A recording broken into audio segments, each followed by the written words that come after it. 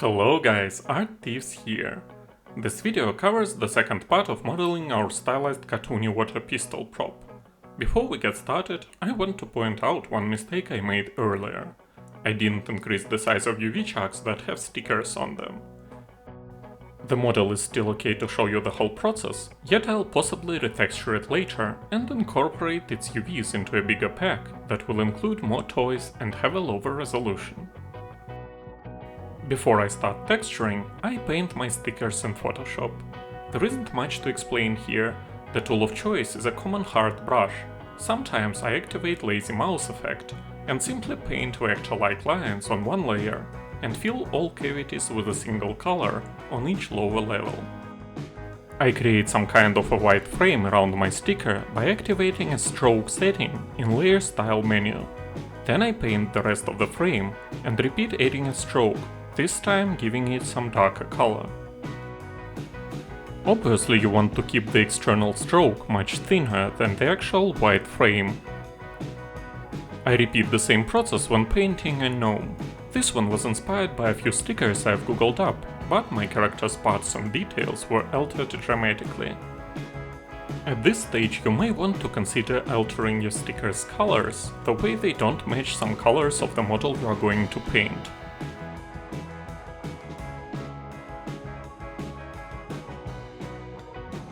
Once again, I use multiple references I've googled up to paint puddle and splashes. Finally, I go over some bleak lines and make them hard and thick to match the overall cartoony style. I use the lazy mouse to do it properly. I start the process of baking by setting the highest possible amount of raise on all tabs, disabling the ID section, and increasing my subsampling to 16.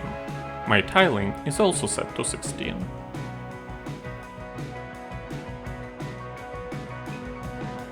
For plastic, you may simply use a fill layer with no metalness and low roughness. However, I enjoy the default plastic glossy material. I play around with its mask settings to reduce the amount of surface deformations it has. Also, I create several versions of it that have different colors. They receive black masks, and then I use the polygon fill tool to apply them to corresponding pieces of our gun. At this point, we retain control over color settings, so we can use an external color palette or simply bring colors together ourselves once we see the whole model. Once I'm happy with my color blockout, I add a fill layer, mask it, apply a mask editor to it, and go to its curvature settings. I prefer to play around with sharp and fine tabs. It may be a good idea to make the color less white, increase its roughness, and probably increase the layer's opacity to make it blend better with the rest of the model. Next I create another fill layer and mask it with the default Dryleaks Dirty Smart mask. Once again, you want it to blend properly with your model so that the dirt is defined by roughness differences and not by a contrasting color. I duplicate my fill layer, mask it, apply a paint layer to the mask, activate symmetry, check that the symmetry plane is where I want it to be, and finally use the follow along pass tool to make the decorative painting uneven and not polygon based. Obviously you want to use a hard brush for it.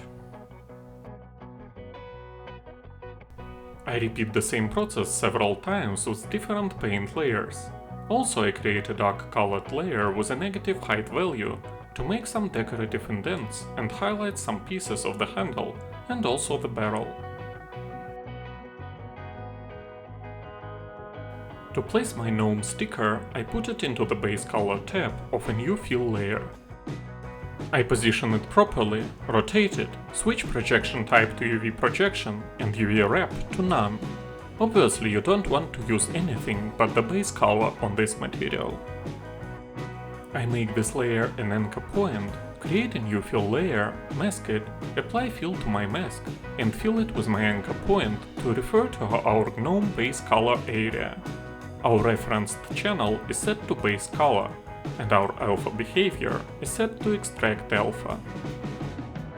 Now we can simply change settings of our paint layer to increase our gnome's roughness and also increase its height just a little bit to let our sticker actually pop out of our model.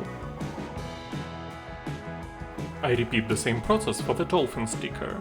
You may actually want to apply an HSL perspective to each of your sticker's base layers, so that you can edit their brightness and their color palette.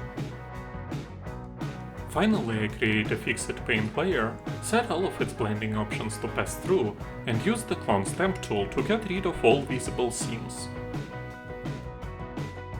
And that's it. Thanks for watching, guys. If my videos are of use to you, be my guest and subscribe to my channel for more stylized content.